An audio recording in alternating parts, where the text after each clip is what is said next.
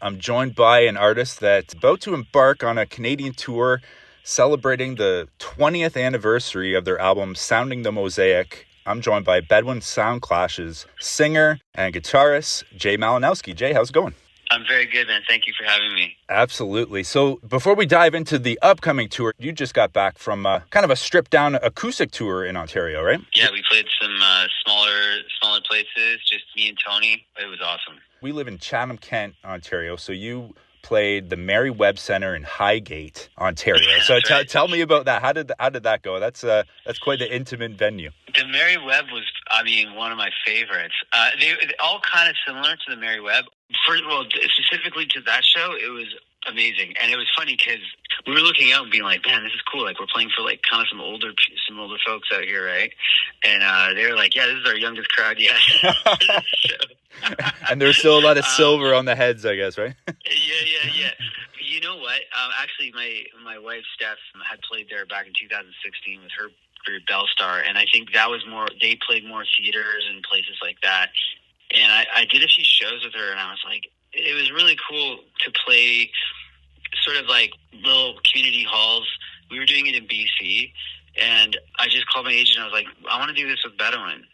Let's go. There's something really amazing about having the ability to tell a few more stories in between songs and have it be a bit more intimate and talk to people after the shows.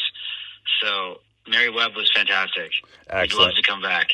Excellent. Yeah. Well, I'll definitely spread the word amongst the community with that, and I'm sure they'll be glad to welcome you back. But looking forward to later this month, like we're getting into March here. You're going to be plugging in the full band across Canada. Yeah, I don't want to offend anyone, so we're doing Victoria to Montreal. Right. Yeah, so not the East Coast, but you're hitting quite a few provinces along the way. We're hitting enough for most Canadians think we're going across Canada, but we know, of course, we're not doing the Maritimes. So. And good luck not offending anybody this day and age, I guess, right? Like, that's just going to happen. Yeah, who cares? Yeah, exactly. Exactly. So tell me, so it's a full band with Bedouin. How's Eon doing? Because I know he was kind of on the shelf a little bit there for oh my God, for a bit. How's he doing? Yeah, this was supposed to happen back in December. We were going to be doing these acoustic shows after the tour was done. Eon is doing great, man. For anyone who doesn't know, he broke his wrist. He got himself into a bit of a car accident, but he's fine, and he's fully recovered, he says. So we're really looking forward to this tour. It's going to be great, man, to get back out there and we're just happy that he's healthy. So, yeah. Excellent. So now, obviously, the theme of this tour is 20 years of Sounding the Mosaic. I honestly, man, I can't believe that album is 20 years old. It feels like it should have been about 5 years ago. It's just, awesome record. It's kind of been a mainstay in my life from when my kids were little. Like my oldest daughter was born in 2005, so right before this album came out. My youngest daughter, she's more the street gospels era. I think she was born in 2007. Okay. So, so she kind of grew up to that. But I know you're a dad now, Jay. And obviously you weren't a dad when you were writing this album. No, I was not. But, how does that impact now that you're playing these songs live and looking back and reminiscing? How does that, being a dad kind of impact you as an artist and as a touring musician? It changed everything.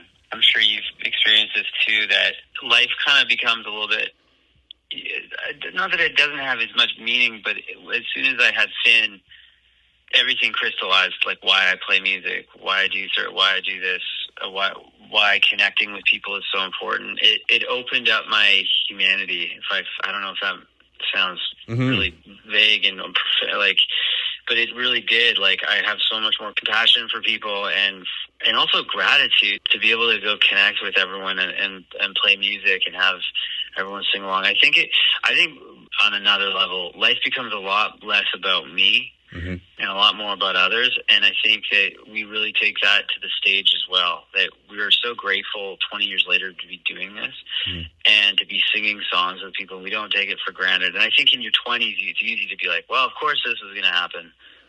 Why not? Right. Of course, I'm supposed to be on stage singing songs, and it's easy to get lost in that lack of gratitude. So nowadays, after especially having Finn, we just feel so much more connected. And I guess speaking of connection, Jay, as the lyricist and you wrote all these songs in your 20s, but how are the words kind of holding up now? How, to these songs, not performing them now, how are they holding up 2 decades later? Well, they're all very different. I think I can tell the ones that were like "When the Night Feels My Song" wrote itself. Right. Like, I don't know how that song. I know I was there. I remember vividly that song coming out, and it wrote itself. And I remember walking down the street, and I remember that the line came in, just appeared out of nowhere, like intuitively, like "When the Night Feels My Song." And that song itself has aged where I like every year the lyrics mean something a little bit different to me, because it's like a really vague song. When I wrote it, I didn't know what "When the Night Feels My Song," like, what does that mean? I don't know. It's very vague. It could mean a lot of things. So that one has held up for me. And like a lot of, over time, like a lot of, there's other ones like that for me. And then some of them I'm like, I laugh, especially on Sounding A Mosaic. There's ones where we were just having a lot of fun and we were really youthful. Like "Living in Jungles" and "Rude Boy Don't Cry." We were listening to a lot of UK garage and jungle and dubstep or two-step and drum and bass. And it makes me smile now, like, because I remember the jam space when we were making those records. And so maybe they don't hold up as well lyrically, is what I'm saying. Right, right. But musically, I guess they're still hold true, right? Yeah, but and here's the thing too, is there's a time where you go, maybe certain things, you look back at something and go, oh, it makes me cringe a bit.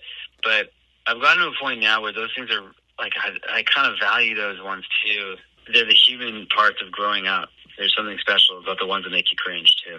Yeah, well, it's like, you go through life, you gotta learn lessons along the way, and it probably as an artist too. When you're making that art, you're kind of documenting that moment in time, right? And there's always a need, like I think especially now, there's so much perfection these days with like auto tune and like just things online, and I think there's a need to like, I gotta edit everything out, and it takes away from the sort of journey of life. Like, so there was a time where I wanted to edit out all of the songs I didn't like, and now I'm like, they're all supposed to be there. So right, exactly. Yeah. So, and you mentioned too how some of the songs have kind of evolved and taken on new meaning.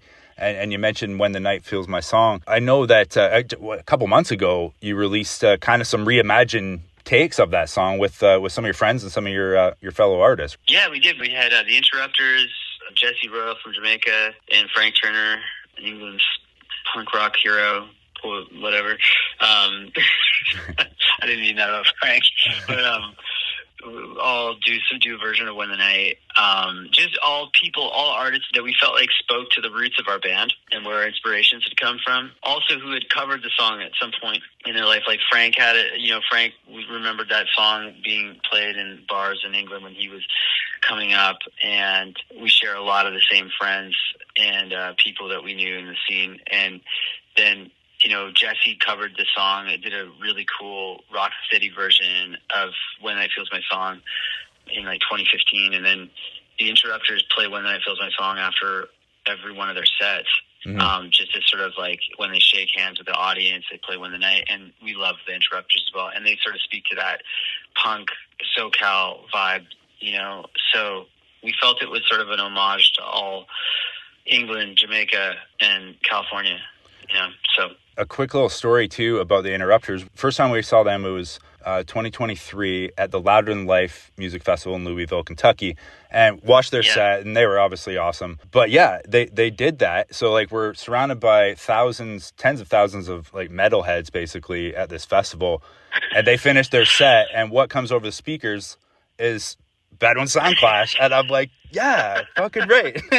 Go Canada, right? Yeah. But yeah, no, that was a cool experience. The other band that does that too, which was funny, with No Effects, on their farewell tour recently, they would play 12:59 after, like right before they came on stage. Oh, and you get all these messages because it's such an odd song to play before No Effects. Yeah, I don't know. It was like that would be different. I recall. I remember seeing you. I think, like I said before, Dahlia, she was born in 2007, and that song, 12:59 Lullaby, I used to kind of hum that to her and sing it to her, when I was, getting her ready for bed and whatever. But I remember seeing you, I think it was at the Shelter in Detroit, and it was an awesome set. We were watching you guys, and you right before you played it, you started telling a story about that song, and you said, you were like, I don't know anybody that would actually sing this as a lullaby to their kid. And I'm thinking to myself, man, I do. It was hilarious. That's hilarious. I say a lot of stuff. I'm very touched that you did that, and it's a lullaby. I've heard people sing it to their kids. I think what I meant was that where it came from was I was leaving somebody. Yeah, right. So putting a child to bed, you're like, it's just got that nice soothing melody, I guess, right? That's what I was going for. Yeah. But no, I wanted to dig in. So like I mentioned when we first got on the line here, Jay, that, I know you spoke with Dana, I think last year before you were doing a Canadian tour. And I spoke with you probably in the first iteration of SWOMP when we first kind of started it after taking a bit of a hiatus as well. But this is about 10 years ago, and you had just released a solo project called Martel. And I had to ask you about Bedouin at the time because you were kind of on a bit of a break. But when we were chatting then, you really talked about Bedouin as being your first love, and how you and Eon, being the best of friends, but really needing to take a break and really wanting and needing to have more like some intentions with your music, not just doing it for the sake of doing it.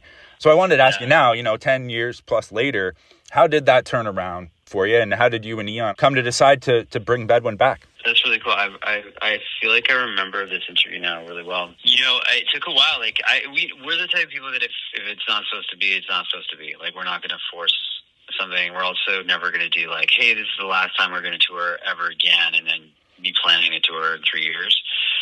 So we, in that period, we didn't say we were on a break. We didn't say anything. Actually, even our record label, Sony, they were like, they're never going to make a record again. It was a huge surprise when we went down to New Orleans and recorded with Preservation Hall Jazz Band. But it ended up, it was organic. I was playing piano one day, and I wrote a song, and I'm like, this is a Bedouin song. A song called Clockwork. And I sent it to Eon, and he's like, yeah, man. Like, and we started just playing, and it was like, that was it. It was just like, okay, it's ready again. And I think that it's funny that we're talking about this now because I'm about to put out another solo record this year, and we're going to take a little bit of a break, and sort of, we've been on for like 5 years now. Mm-hmm. So we're going to come back with a new record, and this is sort of a bookend of like, hey, this is Sounding A Mosaic 20-year tour, and then we let things be. I think that's with my friendship with our, it's even beyond friendship from you and Eon. I mean, we've spent 20 years together going through so much stuff, both of us. We almost speak in a secret language at times. Right, no doubt. I can't imagine life without Bedouin Soundclash. And I also, because of that, I always want to respect it, that like, hey, it's time to put it down for a bit. And come back as like an individual, as Eon does to the band. So it's not just, we never take it for granted. So interesting that I'm speaking to you now, because that was me going maybe back into it. This is kind of coming back out for a bit. Well, I know that's what I mean. I was thinking about that, and it's like you guys, like I said, you've always been, Bedouin's always been kind of a mainstay in my adult life. I mentioned with my daughters, but even professionally, my first real job was at the Interrobang at Fanshawe College for their student newspaper as a reporter. And literally the first day on the job, we worked all day, and then we were all sticking around at night because who was playing in the gym or the space there, whatever, at Fanshawe? Bedouin Soundclash. My first day of my career, I covered a Bedouin Soundclash show, right? So, it's been great looking back. So it's cool to catch, kind of full circle here. But speaking of and I know you got the Canadian tour, which will be wrapped up before we know it, heading into the spring. But you do have you're going to be coming back to Ontario later, I think in July, right? For the Call Home Music Festival in Brantford. So that's correct. Talk to me about playing, at events like this with, I think you guys are the same day as Walk Off the Earth and USS Chaos. What's it like playing at like these kind of outdoor festival events, especially with so many great other Canadian artists? Oh, yeah, absolutely. Like, festivals are where we feel we thrive. Playing outdoors in the summer with our music is just an absolute joy, for us in Canada. So, and also what a great lineup of bands, right? Chaos, old friend of ours. It would be great to be playing a show with him again. It's been a long time. I can't remember when the last time we played a show with him was. And obviously USS and Walk Off the Earth, awesome band. So we're really excited to be there. Awesome, Jay. Well, definitely stay tuned to BedouinSoundclash.com for all the latest information and the details about the tour. And Jay, it's been a pleasure catching up again, and thank you very much for taking the time to chat with me. Thank you.